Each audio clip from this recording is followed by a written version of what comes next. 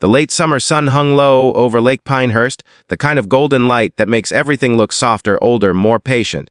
The water shimmered like glass, broken only by the lazy ripples from a dragonfly's wings and the gentle bob of a weathered fishing bobber. Grandpa Joe sat at the edge of the dock that had stood there for nearly 60 years. His dock, built with his own hands in a stubborn streak that had outlasted 2 wives, 4 hurricanes, and the arrival of city folk. He hummed under his breath, the tune drifting between verses of silence and birdsong. The smell of pine sap mixed with the faint tang of lake water. Behind him his old green pickup leaned in the gravel drive, its paint faded to memory, the bed stacked with split oak. There was a kind of stillness in that place, the sort you could feel in your bones if you sat long enough. An old man's peace. It was about to be shattered. From up the narrow dirt road came the crunch of tires that didn't belong there. Too clean, too careful. Then a car door slammed, followed by the sharp click of heels on gravel. Joe didn't even turn around, he knew the type. "Excuse me?" a sharp voice called. "Hello, excuse me, sir?" he sighed. He murmured, reeling in his line just slow enough to make a point. The voice grew closer. "Sir, you can't just sit here. This is private property." He looked over his shoulder, taking her in. A woman maybe in her mid-40s, dressed like she'd stepped out of a magazine called Suburban Power. Blonde highlights, oversized sunglasses, clipboard in hand like a shield. Her name tag gleaming in the sun, Rid Karen, committee chair. "Well, howdy there," Joe said, voice gravelly but friendly enough. "Nice day for fishing." "This area is not for fishing," she said, waving the clipboard like a traffic flag. "This dock is community property. You're trespassing." Joe turned back toward the water. "Community, huh?" He chuckled. "Funny. Only community I ever had here was me and the loons." "I'm serious," she snapped, stepping onto the dock, careful not to scuff her shoes. "We've had multiple complaints about unauthorized people using this lakefront. I'm gonna have to ask you to leave." "Complaints?" Joe said, not moving. "Ain't seen anyone else on this side of the lake all week."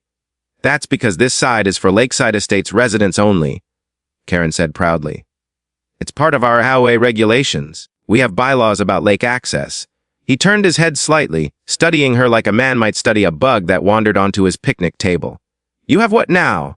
"Bylaws," she said, louder, as though he might be hard of hearing, or just hard of understanding. "They protect the integrity of our community spaces.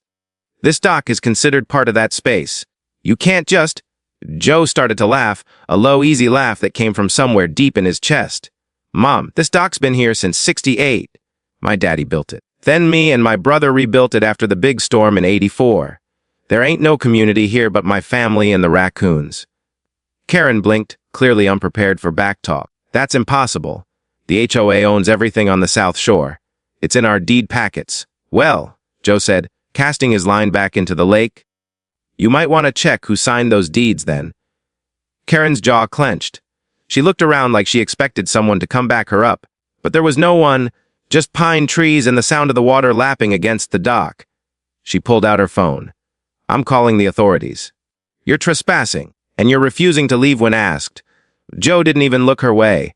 "You go right on ahead," he said calmly. "Sheriff knows me. Probably still owes me $20 from poker night." Karen's face twisted. "This isn't funny, sir. I'm serious. You're armed too. I see a weapon." Joe turned, puzzled. "Weapon?" He looked down at his fishing rod, then at her. "You mean this? It's pointy," she said, backing up slightly but still holding the phone close to her face. "You could hurt someone with that thing." He chuckled again. "Only if you're a catfish." She spun around, pacing while talking to the dispatcher. "Yes, hi. This is Karen Lewis from Lakeside Estates. There's an older man refusing to leave private property, and he's carrying a dangerous object. Please send someone immediately." Joe went back to humming. The line tugged gently, and he pulled up a small perch, smiled, and slipped it off the hook. The fish flashed silver before darting back into the depths. A few minutes passed like that, Karen huffing, checking her watch, muttering about these types of people, and how the county lets this go on. Joe said nothing. He baited the hook again, slow and deliberate, like a man who's seen enough fools in his time to know they always wear themselves out. Finally, Karen spoke again, arms crossed tight. "You know, it's really sad," she said. "You people think you can just do whatever you want because you've been here forever. Times change. There are rules now." He gave a little grin, one corner of his mouth twitching. "Rules are fine. long as they don't try to rewrite the land itself. She frowned. What's that supposed to mean? Joe pointed with his rod toward the far curve of the lake, where sunlight danced on the water. See that ridge? My granddad bought everything from here to there in 1924. Said nobody should own the water, but someone had to take care of it. Guess that fell to me. That's ridiculous, Karen said. There's no way. This entire shoreline is HOA property. Well, maybe you should ask your builder who he bought it from, Joe said. Might find the name Miller on the paperwork. My name. Karen snorted, waving him off. Sure. I'll let the police sort it out. Joe smiled, leaning back in his chair. You do that, Mum. I'll just keep fishing, in the meantime. She walked away, muttering under her breath, phone still pressed to her ear. Joe watched her go, the gravel crunching beneath her expensive shoes. He could almost hear his late wife laughing in the back of his mind. You always did have a knack for stirrin' up the proud ones. He chuckled softly, shaking his head. Ain't stirrin', he murmured. Just sittin' where I belong. The lake stayed quiet after that, except for the soft chirp of crickets and the distant hum of a car engine fading back toward the subdivision. The sun sank lower, casting long amber streaks over the water. Joe reeled in again, the line pulling smooth through his fingers. He could see his reflection in the water, lined face, gray stubble, a life written in sun and wind. Behind him, the dock creaked with familiar comfort. Ahead of him, the whole lake stretched out like an old friend who never asked for more than your company. He smiled to himself. Let her call the cops. He'd be right here when they came. Same as he'd been every day for the past 50 years. Keeper of the shore, the last man who remembered what it meant to belong to the land before anyone tried to manage it. And when she found out whose name sat on the deed, he figured that'd be worth another good laugh. The first sound that broke the peace of the next hour was the slow crunch of tires again, this time heavier, steadier, and familiar. Grandpa Joe didn't even have to turn to know it was the sheriff's cruiser. He'd heard that sound too many times over the years. Sometimes for lost hikers, sometimes for rowdy teenagers thinking the lake was theirs for the night.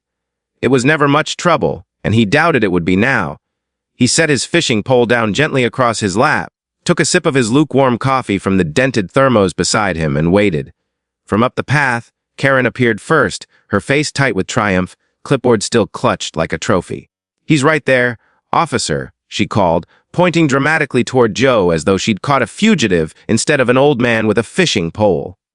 The sheriff followed behind her, his uniform as neat as always, but his expression unreadable. Sheriff Barnes was a solid man, gray hair, patient eyes, a man who'd seen too many of these petty disputes since the new lakeside estates had gone up across the ridge. He stopped a few feet from Joe and tipped his hat. Afternoon, Joe. Joe looked up, squinting in the sunlight. Barnes, didn't think you'd come out for this nonsense. Karen interjected sharply. It's not nonsense, Sheriff. He's trespassing. He refused to leave when I asked him to.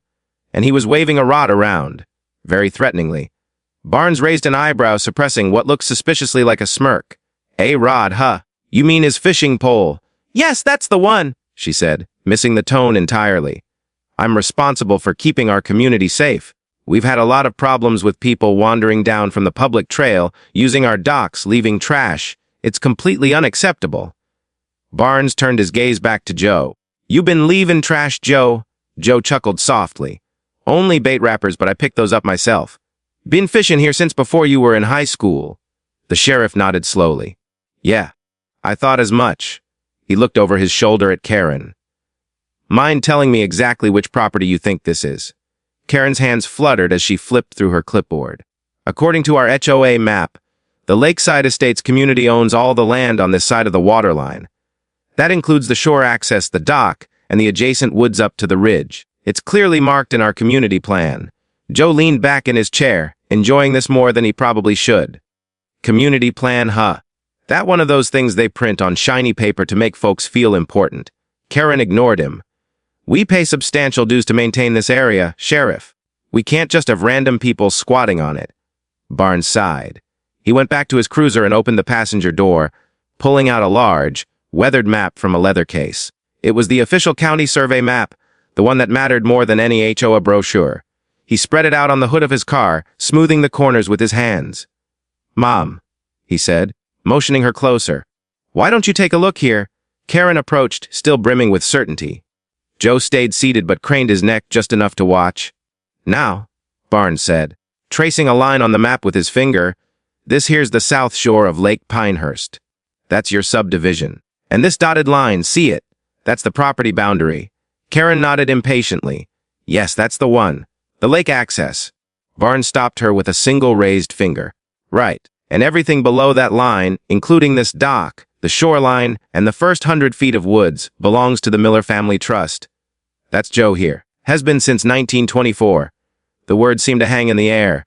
Karen blinked at the map, her mouth opening slightly. That's impossible. The developer told us, he said. Our HOA maintains the shoreline. Barnes shrugged. Maintaining ain't the same as owning. You might have been mowing someone else's grass, ma'am. Joe laughed, low and steady. I do appreciate the help keeping it tidy. Karen turned to him, her face flushed pink. You can't just. How can this still be your property? The HOA was told. Developers tell a lot of things, Joe said. Sometimes they skip the boring parts like checking the deed. I never sold, never leased, never even thought about it. My family's kept this whole stretch wild on purpose. Figured the lake didn't need another concrete patio. The sheriff folded up the map again, sliding it back into its case. That's the long and short of it. You got no claim here, ma'am. Joe's within his rights to sit fish, build a castle if he wants to. Karen's lips trembled. But what about our community bylaws? Bylaws don't override the county registry, Barnes said patiently. You'll need to take that up with your HOA board or maybe your developer. But as far as the law's concerned, Mr. Miller's the landowner. A few residents from the subdivision had gathered near the path, drawn by the flashing lights of the sheriff's car. They stood whispering among themselves, glancing at Karen, at Joe, and back again. One of them, a younger man in a golf shirt, scratched his head. What? You mean we don't actually own the lakefront? Nope, Joe said, still smiling. Been paying dues to look at my water all this time. A few muffled laughs rippled through the group. Even the sheriff cracked a grin. Karen shot them a glare that could have wilted flowers. This isn't over, she said stiffly, turning on her heel. We'll have this re-examined. Barnes called after her. You do that, ma'am. But I'd start with your developer's office in Raleigh. They're the ones who made the maps. Karen muttered something about own professional conduct and stormed back toward her car, her heels slipping slightly on the gravel. The crowd began to disperse, murmuring among themselves, some amused, some embarrassed. The sound of the car door slamming echoed across the quiet water, followed by the sputter of the engine as she peeled away. For a long moment, only the gentle lapping of the lake remained.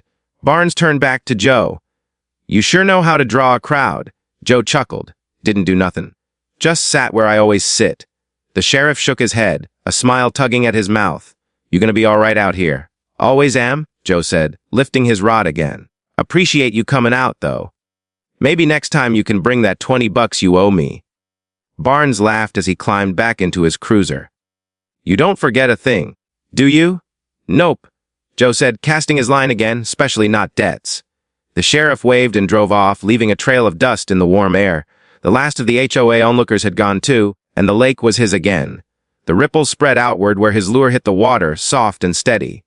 He leaned back in his old chair, the wood creaking beneath him. The sun had started to sink lower now, painting the sky in shades of peach and copper. The lake glowed like molten glass. He thought about his father, how he'd stood on this same shore, hat pulled low, hammering in the first boards of this dock. Karen would probably come back, he figured. People like her always did, armed with more papers and louder voices. But the land was older than all that. The deed in the Miller name sat safe in his cabin, yellowed and brittle but ironclad. He felt a deep satisfaction settle into his bones, the quiet kind that didn't need bragging or victory speeches.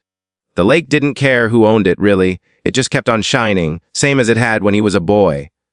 Still, he couldn't help but grin a little, imagining the look on Karen's face when she realized her fancy HOA had built its exclusive lake access on someone else's property. He almost felt bad for her. Almost. He tugged the brim of his cap lower and murmured to the water, "Reckon next time she comes by, I'll offer her some bait. Seems like she's been bitin' plenty already." And with that, Grandpa Joe cast his line one more time, the quiet plunk of the lure swallowed by the golden hush of the evening. The lake, his lake, rippled in reply, peaceful again, patient as ever, holding its secrets close beneath the surface.